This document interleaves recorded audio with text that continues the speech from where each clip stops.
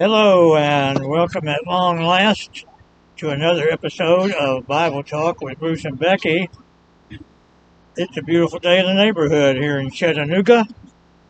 An autumn evening with God displaying His glory and all of His creation. And on the sports news, my Arkansas Razorbacks won a big game at Brigham Young University Saturday. And the Tennessee Volunteers, after 16 years, beat Alabama. But enough of the frivolity.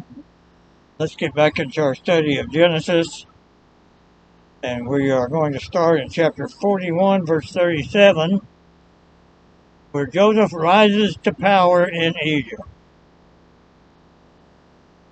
One main lesson in the story of Joseph is no matter what our circumstances may be, God's purpose will not be overruled. You can't do nothing to get him. That's right, Becky. Can't do nothing against him. Becky's from southern Indiana. That's the way they talk up there. Yeah, it looked pretty bad for Joseph when he was sold into slavery in Egypt. He was put in prison under false accusation by Potiphar's wife. When he interpreted the dreams of the two servants of Pharaoh, one of whom was killed and the other forgot about Joseph. But now Joseph has been called into Pharaoh's presence to interpret his dream. About 7 years of plenty coming for Egypt, followed by 7 years of famine. Joseph proposes a plan to overcome that. Joseph proposes his toes are roses. But Joseph proposes erroneously. This woman came in while the door was open. Just for that, Becky, you get to read verse 37 through 45, please. A couple of good Egyptian names in there. Oh dear. The plan seemed good to Pharaoh and to all his officials, so Pharaoh asked them, "Can we find anyone like this man, one in whom is the Spirit of God?" Then Pharaoh said to Joseph, "Since God has made all this known to you, there is no one so discerning and wise as you. You shall be in charge of my palace, and all my people are to submit to your orders. Only with respect to the throne will I be greater than you." How far do you want me to go? 45. So Pharaoh said to Joseph, "I hereby put you in charge of the whole land of Egypt." Then Pharaoh took his signet ring from his finger and put it on Joseph's finger. He dressed him in robes of fine linen and put a gold chain around his neck. He had him ride in a chariot as his second in command, and people shouted before him, "Make way!" Thus he put him in charge of the whole land of Egypt. Then Pharaoh said to Joseph, "I am Pharaoh, but without your word no one will lift a hand or foot in all of Egypt." Pharaoh gave Joseph the name Zephanath Paneah. Is that correct? That's not bad. And gave him Asenath, daughter of Potiphar, priest of On, to be his wife. And Joseph went throughout the land of Egypt. Joseph is made over the whole land of Egypt, Pharaoh says, and we should take that as regards to his responsibilities to provide for the famine. There are others who also could be called second in command to Pharaoh, kind of like the modern president's cabinet, each with a specific responsibility. And he rode in the number 2 chariot, and people called out before him. Mine says, "Bow the knee." What does your translation say, Becky, in verse 43? Says, shouted before him, "Make way!" Oh, that's one of my lines in my play. Well, we won't go into that right now. It's not as important as football, for example. Oh, okay. We don't know exactly what they were meaning by that. They called out an Egyptian word, abrek. Abrek. as he came by, and translators have had to make educated guesses. But it shows the importance and the power that Joseph had going from prison to a throne in just a short period of time. But Joseph gives credit to God, and his wisdom comes from God. He is given a woman to marry who's the daughter of a priest. This priest is a priest in the city of On, O-N. That's not the god that he serves. On was a well-known Egyptian city with another name. Becky, do you remember what On's other name was? Oh no. Oh, no? Oh no. Heliopolis. Heliopolis, easy for me to say. Worship of the sun. It's the sun city. He apparently was a priest of the sun god. Well, I'll begin in verse 46. Joseph was 30 years old when he entered the service of Pharaoh, king of Egypt. Joseph went out from the presence of Pharaoh and went through all the land of Egypt. Becky, you remember how old Joseph was when his brothers sold him into slavery? 17. He was 17, good.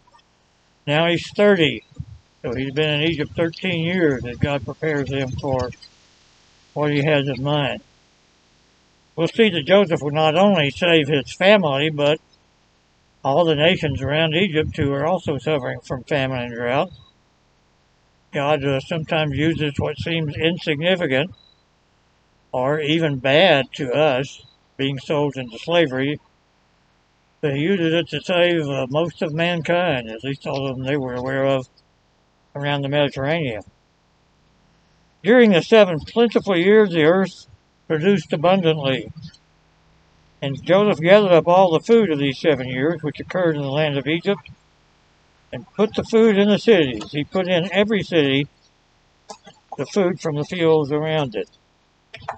And Joseph stored up grain in great abundance, like the sand of the sea, until he ceased to measure it, for it could not be measured. There was so much grain produced during the 7 years of abundance that the accountants could not keep up with it, using their, what do you call the thing that they count? Abacus? Abacus, yes. That was Egyptian? It was used, yes, it was developed in Egypt, I believe, by Greek philosophers. I'll look it up. Look it up. Whether it was developed there, they used it all throughout that ancient world. But they had to count so much it just burned up all their abacuses. I'm kind of elaborating there. Before the year of famine came, 2 sons were born to Joseph. Asenath, the daughter of Potiphar, priest of On, bore them to him. Joseph called the name of the firstborn Manasseh, for he said, God has made me forget all my hardship and all my father's house. Manasseh sounds like the Hebrew word for making to forget. The name of the second he called Ephraim, for God has made me fruitful in the land of my affliction. And Ephraim sounds like a Hebrew word for making fruitful. So he has 2 sons in Egypt, but he gives them Hebrew names, not forgetting his heritage. Any comment before we read on, Becky? Just the obvious that God's using Joseph to do what needs to be done in Egypt. Okay, I'm going to ask you to read verse 53 to the end of chapter 41. Move on to the next chapter. Oh, yeah, the next chapter was still in 41. We are? Verse 53 to the end of the chapter, verse 57. Yeah, I don't know what I was looking at. I don't either. All right, 53. The 7 years of abundance in Egypt came to an end, and the 7 years of famine began, just as Joseph had said. There was famine in all the other lands, but in the whole land of Egypt there was food. When all Egypt began to feel the famine, the people cried to Pharaoh for food. Then Pharaoh told all the Egyptians, go to Joseph and do what he tells you. When the famine had spread over the whole country, Joseph opened all the storehouses and sold grain to the Egyptians. For the famine was severe throughout Egypt, and all the world came to Egypt to buy grain from Joseph because the famine was severe everywhere. Okay, because of Joseph's wisdom and doing what God had given him wisdom to do, he has plenty for the Egyptians to eat and enough for people from the lands around to come to Egypt, which will be our bridge into the next chapter and explain how Joseph's brothers, in fact, all the children of Israel, end up in Egypt in the first place. Prepare us for the next book of the Pentateuch, Exodus, which shows how they got out of Egypt. But we're going to move on to Revelation. Yes, we are, but in the Pentateuch, this story is preparing for. You can't get them out of Egypt till you got them in there. That's just the way it works. Yep. And all of it, God's purpose. Okay, I'm going to read then chapter 42 down to verse 11. Jacob learned that there was grain for sale in Egypt. He said to his sons, "Why are you sitting here looking at each other?" Not meant to be complimentary. To paraphrase, he's saying, "Why don't you guys get on the ball here and go down to Egypt and get us some grain instead of sitting there with your thumb in your ear," as my dad used to say. He said, "Behold, I've heard there's grain for sale in Egypt. Go down and buy grain for us there, that we may live and not die." 10 of Joseph's brothers went down to buy grain in Egypt. Jacob did not send Benjamin, Joseph's brother, with his brothers, for he feared that harm might happen to him. Thus the sons of Israel came to buy among the others who came.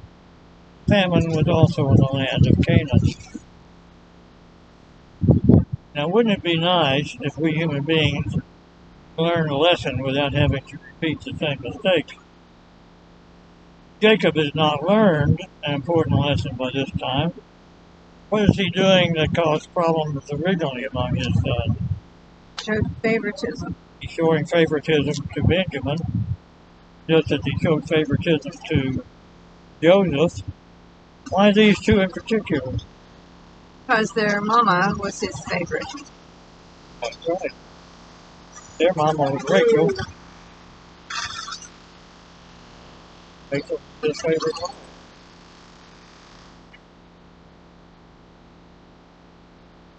Now Joseph, verse 6, was governor over the land. He was the one who told to all the people of the land. Joseph's brothers came and bowed themselves before him with their faces to the ground. Sometime. Remember a dream he had 13 years before about his brothers bowing down before him. Well, here it is coming. Joseph saw his brothers and recognized them, but he treated them like strangers and spoke roughly to them. "Where you come from?" he said. They said, "From the land of Canaan to buy food." Joseph recognized his brothers, but they did not recognize him. And Joseph remembered the dream that he had dreamed of them, and he said to them, "You are spies. You come to see the nakedness of the land." They said to him, "No, my lord, your servants have come to buy food. We're all sons of one man. We are honest men. Your servants have never been spies." Joseph recognizes them right away. Wonder why they didn't recognize Joseph. He shaved every hair on his body and slapped on a false beard, had a big old thing on his head. Probably skinny and good looking.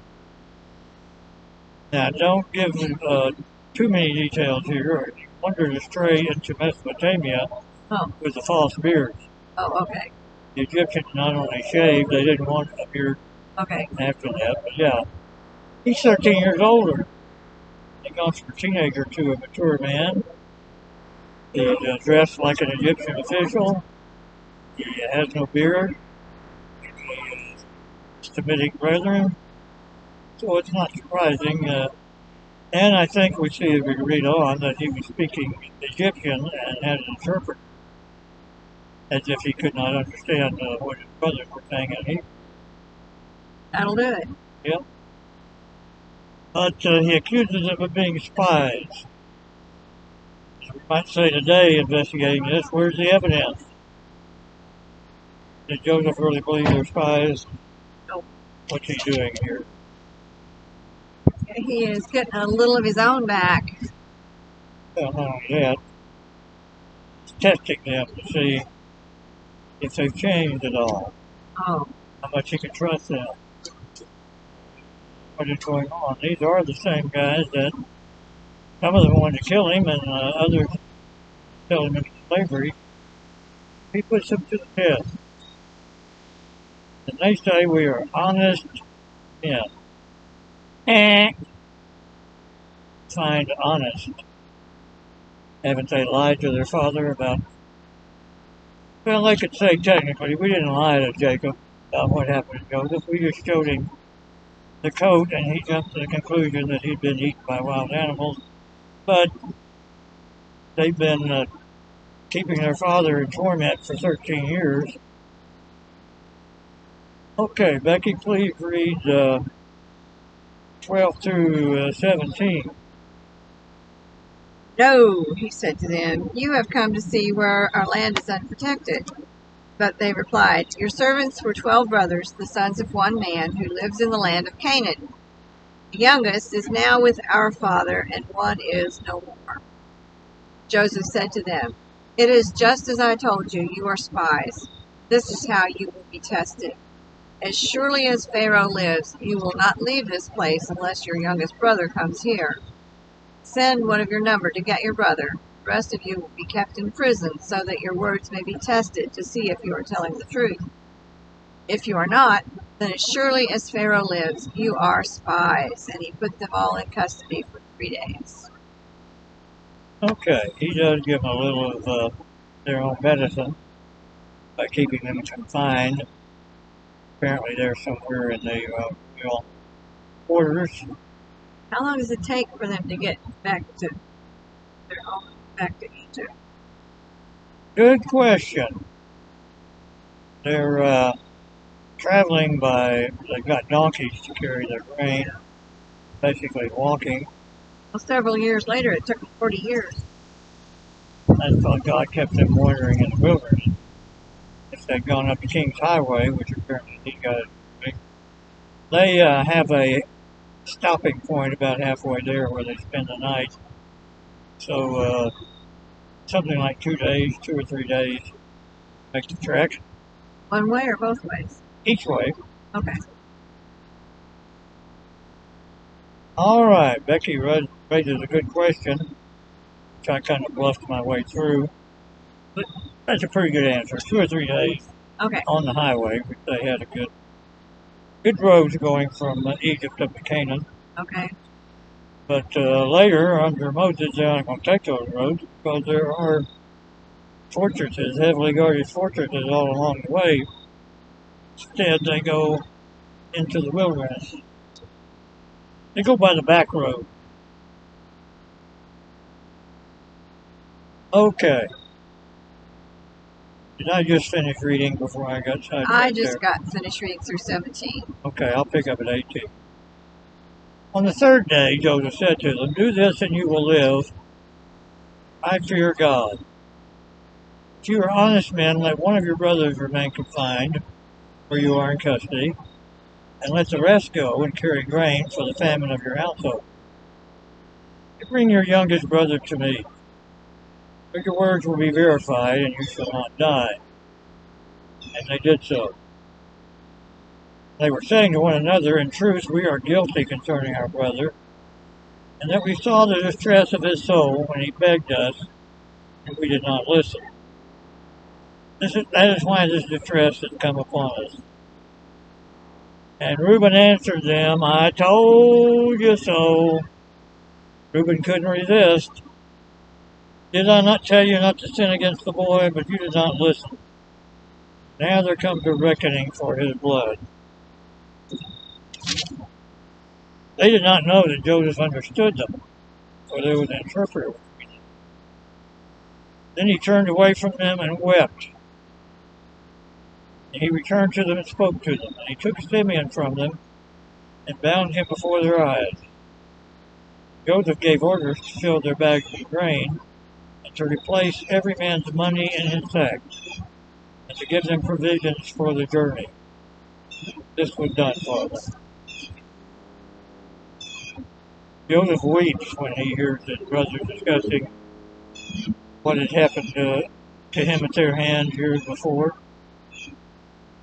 I have to admit, Joseph is a better man than I am.